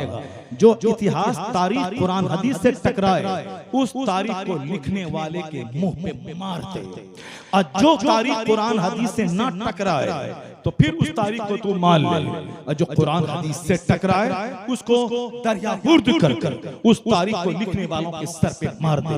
बेशुमार लोगों ने करबला के ताल्लुक से बहुत सारी खुराफात अपनी तरफ से गढ़ लिया, जिसका हकीकी वाक़े करबला से कोई संबंध, कोई रिलेशन, कोई ताल्लुक नहीं है। मरसिया का कोई ताल्लुक नहीं है। हजरत सकीना घोड़े के नीचे अब्बा का पैर पकड़ लिया, हुसैन ने देखा कि घोड़ा आगे बढ़ नहीं रहा है, घोड़े को चाबुक मार रहे हैं, नहीं बढ़ रहा है। जब निगाहें नीचे की तो देखा कि सकीना घोड़े का पांव पकड़े हुई है। ये पाकिस्तान का बहुत बड़ा डॉक्टर जो डायलॉग करता है, करतब दिखाता है, फिल्म के एक्टर की तरह कभी रोता है कभी हंसाता है, बेनकाब हो गया वो डॉक्टर। सारी दुनिया आज अपने दिलों से निकाल कर फेंक दिया उसे। अब जो गुस्ताखे रसूल वफादार आशिक रसूल दोनों को एक कहता हो, आज वो बेनकाब हो गया। और तुम्हें मालूम है इतना बड़ा पढ़ा लिखा खतीब, पढ़ा लिखा डॉक्टर, उसको कोई बेनकाब नहीं कर सकता था। इसको बेनकाब किया किसने? सरकार ताजुल शरिया ने बेनकाब कर दिया। जिस तरह बड़े बड़े नानोता के रहने वाले, गंगों के रहने वाले, थाना भवन के रहने वाले, कोई तहसीरुल नास लिख रहा है, तक़ियतुल ईमान लिख रहा है, हिफ्जुल ईमान लिख रहा है, तहसीरुल नास लिख रहा है, साहब तक़ियतुल ईमान लिख रहा है, ये बड़े बड़े साहिबान जुब्बा दस्तार जिनकी बुजुर्गी की कहानी पढ़ी जा रही है, जिनके बड़ी बड़ी खिदमतों का डंका पीटा जा रहा है, कोई उनके खिलाफ नहीं बोल रहा था, मगर तुम्हें मालूम है ये सब के सब बेनकाब हो गए। जो सर पे बैठते थे अब पांव की ठोकर में है, इसलिए कि इनको किसने, एक तन्हा रज़ा था, वो रज़ा के नेज़े की मार है जो अदू के सीने में गार है, किसे चारा जोई का वार है, ये वार वार से पार है। रज़ा ने ऐसा नेज़ा मारा, सारे गुस्ताखान रसूल धाराशायी हो गए, अहले सुन्नत का चेहरा चमक उठा। उसी तरह नानोता लगा, रज़ा का नाम बंद हो जाए, गंगोह लगा, रज़ा का नाम बंद हो जाए, नदवा लगा, रज़ा का नाम बंद हो जाए, सहारनपुर लगा, रज़ा का नाम बंद हो जाए, नानोता लगा, रज़ा का नाम बंद हो जाए, अलीगढ़ का मॉडर्न खुद साख्ता अक्लमंद लोग लगे रज़ा का नाम दब जाए। मगर तुम्हें मालूम है जिसको अल्लाह रखे उसको कौन चखे। रज़ा ने बाप का खुतबा नहीं पढ़ा, रज़ा ने दादा का खुतबा नहीं पढ़ा, रज़ा ने मुफ्ती नकी अली खान की शान में कोई किताब नहीं लिखी, अपने दादा रज़ा अली खान की शान में कोई किताब नहीं लिखी। रज़ा ने जब कलम उठाया है तहफ़्फ़ुज़े नामूसे रिसालत के लिए उठाया है, इस्लाम पे होने वाले हमलों का जवाब देने के लिए उठाया है। फिर क्या हुआ, आज है वह लोग सहारनपुर वाले, नदवा वाले, इनसे दुश्मनी करने वाले कोई नहीं है। आज जिंदा कौन है, रज़ा जिंदा है, उनका नाम जिंदा है। सब उनसे जलने वालों के गुल हो गए चराग, अहमद रज़ा की शम्मा फरोजा है आज भी, अहमद रज़ा की शम्मा फरोजा है आज भी। जो काम करेगा, जो मेहनत करेगा, जो दीन बचाएगा, उसका नाम रोशन होगा। अहमद रज़ा का पोता आज उस डॉक्टर की जैसी की तैसी कर दी। उसने क्या लिखा, वह सकीना थी जो पांव को पकड़े हुए थे।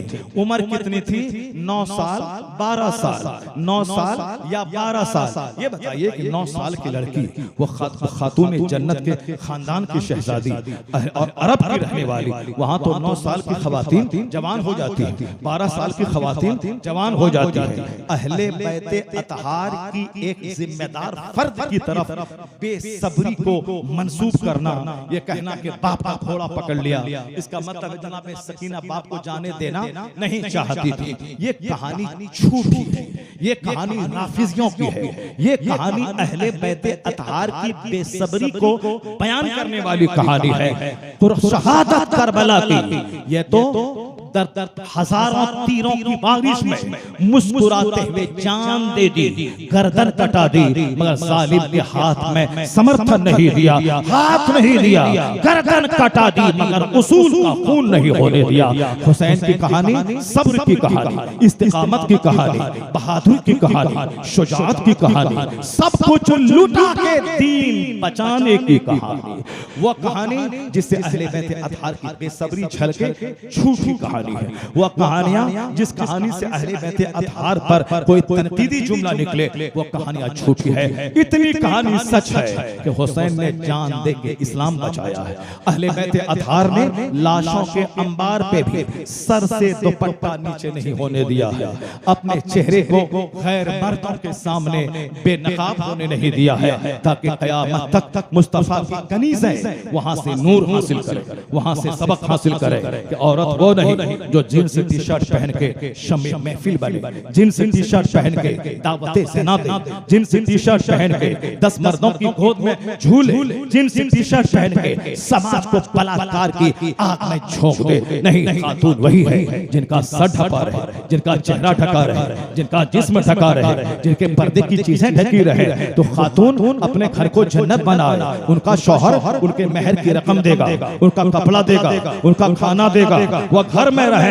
एक मौलवी साहब बोला दिल्ली के पास, हम नहीं चाहते हैं कि औरतें घर में रहे, वो घर से बाहर निकले, वो घर से बाहर जाए, पढ़े लिखे। मैं कहता हूँ हाँ हाँ, लड़का गुल्ली डंडा खेले, लड़का शराब पिए, लड़का मस्ती करे, और इंजीनियर कौन बने, बिटिया, डॉक्टर कौन बने, बिटिया। यानी लड़का गुल्ली डंडा खेल रहा है, 24 घंटे गुटखा खा रहा है, समाज में दिल फेंक आशिक बन के औरतों की आबरू लूट रहा है, मगर बिटिया पढ़ेगी, मेरा बेटा तो नहीं पढ़ पाया, वह तो आवारा हो गया, अब मेरी बेटियां पढ़ेगी। डॉक्टर जिसको बनना था वह गुटखाखोर है, और जिसको घर में रह के घर को सजाना है वो सब डॉक्टर बनेंगे, और डॉक्टर बनने के बाद सारी जिंदगी शौहर के सर के बाल नोचेंगे और अपनी जिंदगी में आग लगाएंगे। ये बता दे काफूर गली के सारे मुसलमान, तुम्हारी बीवियां कमाती नहीं है, उसके बावजूद तुम पर हुकूमत कर रही है, तुम्हारे सर के बाल नोच रही है, लेकिन जिस दिन वह 2 लाख रुपए महीना कमाने लगेंगी, क्या बता दे तेरा क्या हाल होगा। एक मर्द की आबरू सलामत नहीं रहेगी। इसलिए कुरान कहता है तू तो कमजोरी का पुतला है, तेरे पेट में 2 केजी पाखाना है, तू क्या बड़ी बड़ी बात बोलेगा। जिसने अल्लाह ने पैदा किया है वो क्या कहता है, करना फी बुयूतिकुन्ना वला तबररजना तबर्रुजल जाहिलिया। अल्लाह कहता है ए औरतों घरों में ठहरी रहो, दौरे जाहिलियत की खातून की तरह आवारा मारे मारे मत फिरो।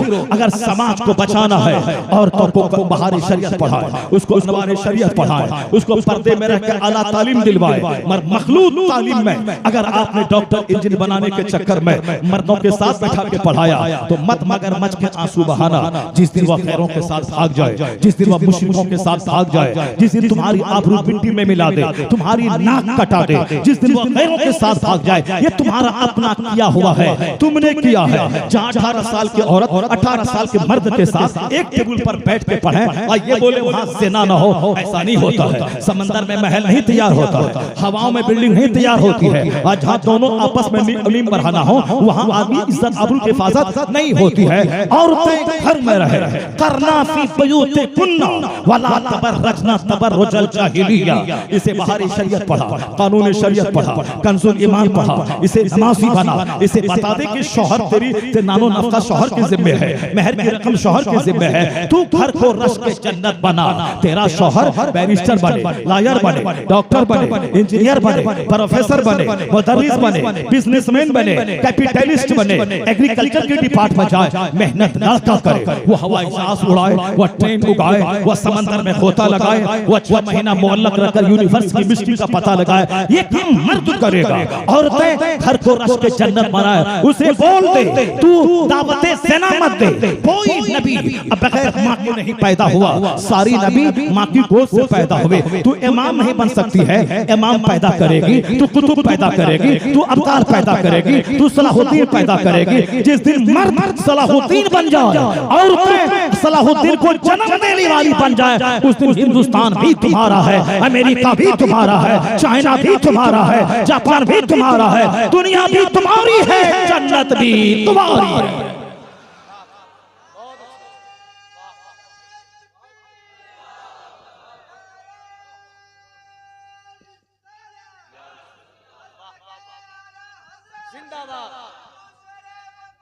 जिंदाबाद।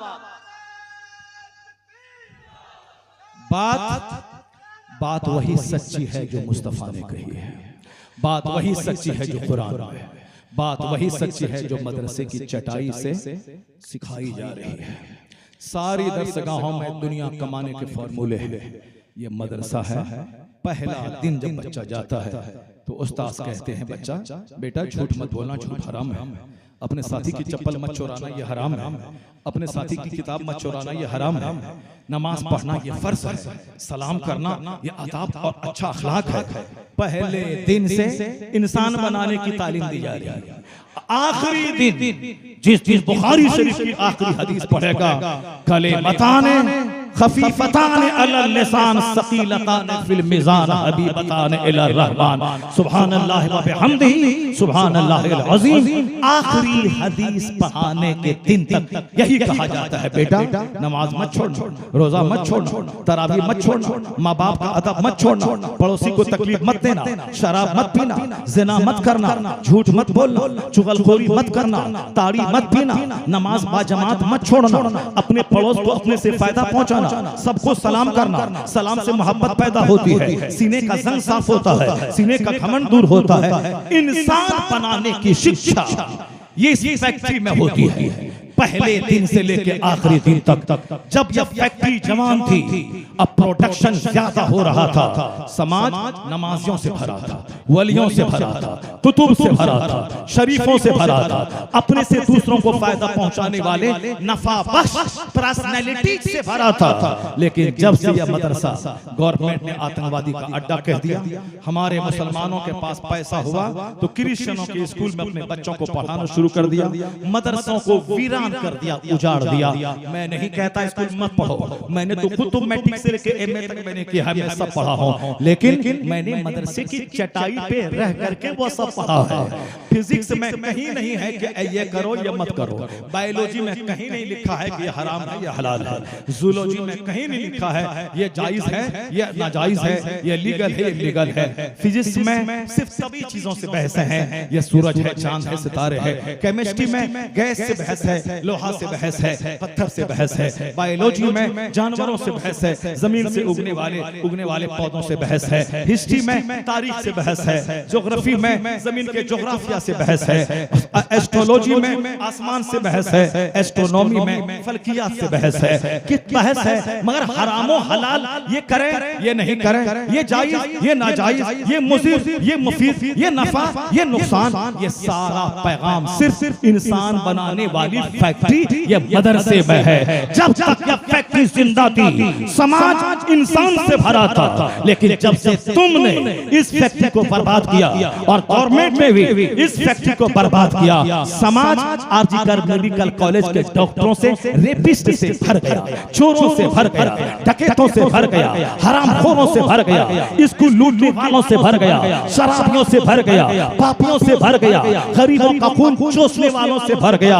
आज जब समाज कहती है इंसान कहाँ है, इंसान कहाँ है, डॉक्टर है इंसान नहीं, इंजीनियर है इंसान नहीं, तो अब दोबारा इस फैक्ट्री को जवान करना होगा, इसको ऊंचा करना होगा। जब प्रोडक्शन यहाँ का बढ़ेगा, यह फैक्ट्री मजबूत होगी, क्या होगा, चोरों की तादाद घटेगी, वलियों की तादाद में इजाफा हो जाएगा, वलियों की तादाद में इजाफा हो जाएगा।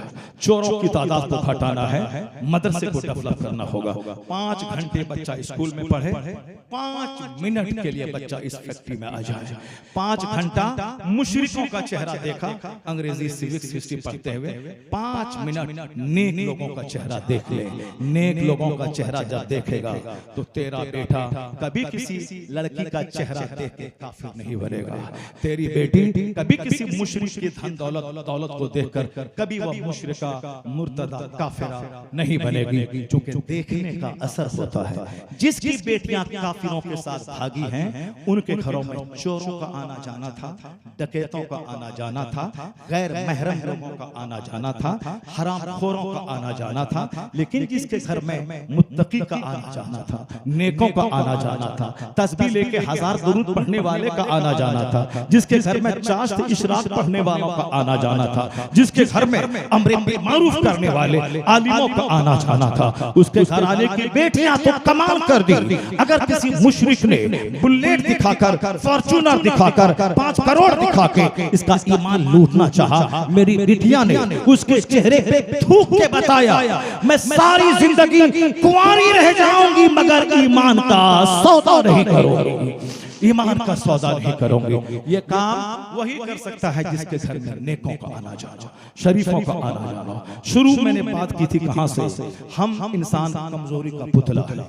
मेरी सोच कमजोर है, मेरी फिक्र कमजोर है, मेरी बोली कमजोर है, मगर मुस्तफा लाजवाब, मुस्तफा बेमिसाल, बेमिसाल मुस्तफा की बात बेमिसाल है, लाजवाब है। ये घंटी हिला के 2 पैसा कमाने के लिए जो मेरे पैगंबर को गाली देता है, ये कम पढ़ा लिखा आदमी क्या जाने मुस्तफा कौन है। 7 समंदर पार का जहां से हवाई जहाज, मोटर कार सब आ रहा है, वहां का एक दानिश्वर बोला था, all standards by which human greatness may be measured is anyone greater than ही।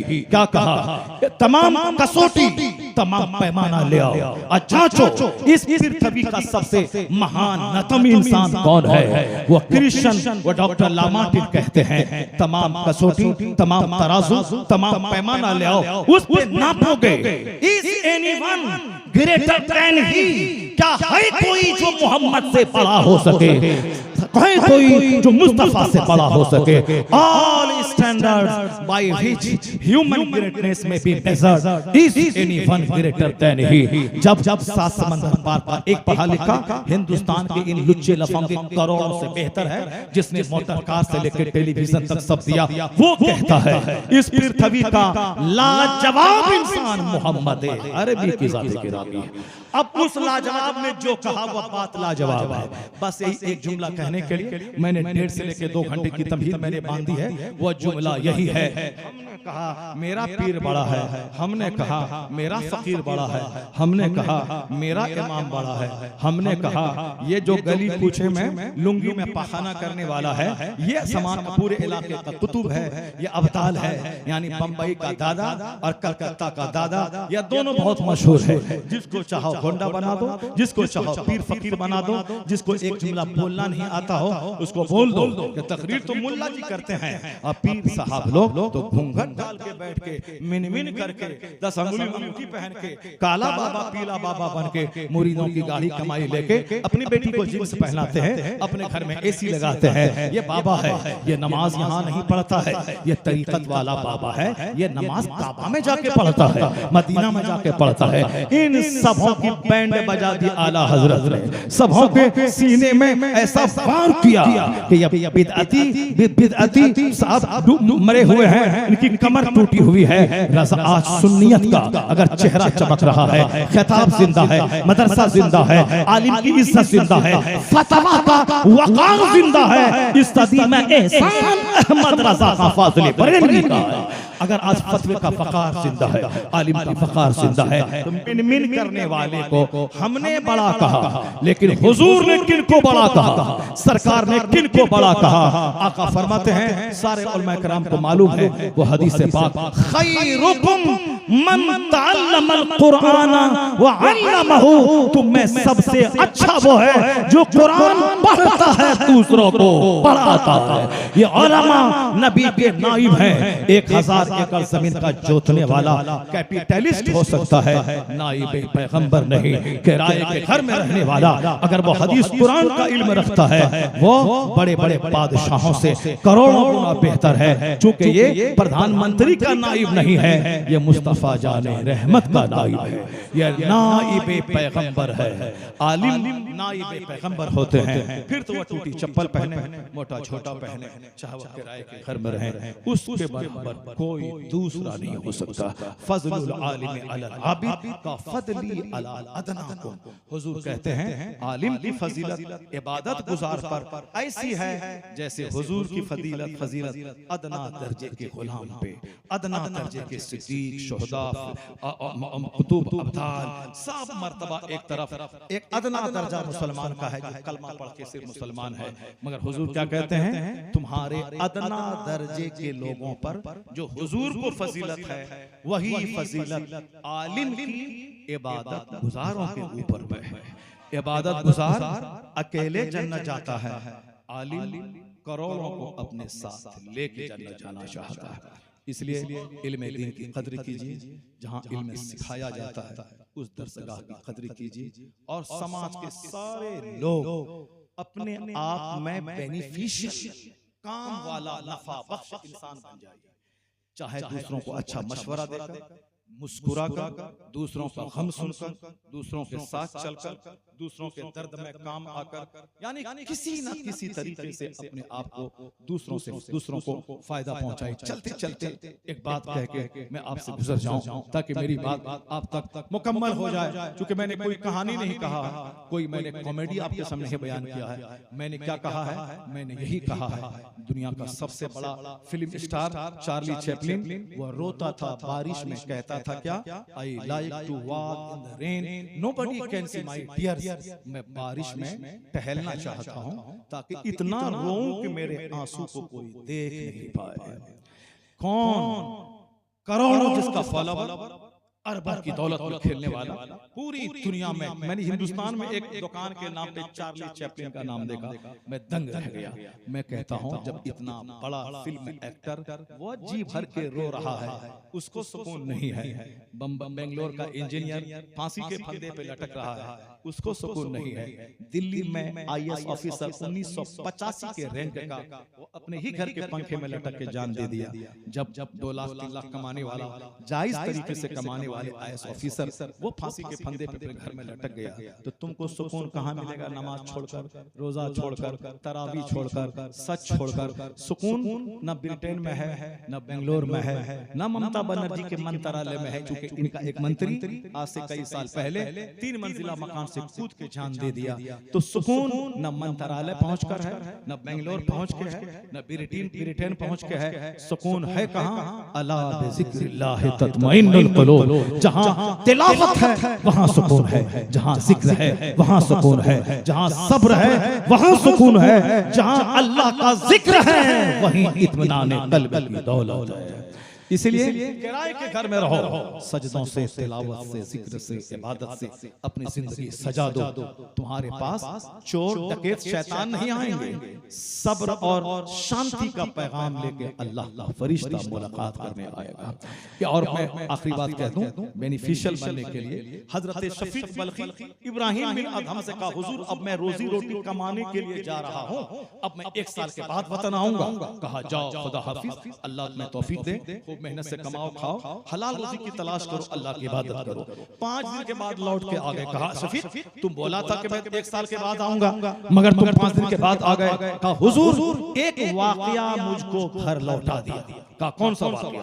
कहा मैंने रास्ते में देखा, एक जगह बैठा था, एक परिंदा है, चिड़िया है, बैठी थी, वो नाबीना चिड़िया, आंख नहीं है, दोनों पैर टूटे हुए थे। मैंने कई घंटे तक बैठ के देखा कि एक परिंदा आता है और अपने मुंह में चारा लेके आता है, इस अपाहिज माजूर परिंदा के मुंह में डाल के इसको खिला के चला जाता है। मैं समझ गया मेरा रब कैसे कैसे रोजी का इंतजाम फरमाता है। ये माजूर परिंदा बैठा हुआ है, उसकी रोजी के लिए दूसरे परिंदे आकर खिला जाते हैं। मैं अपने घर में रहूंगा, मैं बाहर नहीं जाऊंगा, मेरा खुदा मेरे वतन में मुझको रोजी पहुंचाएगा।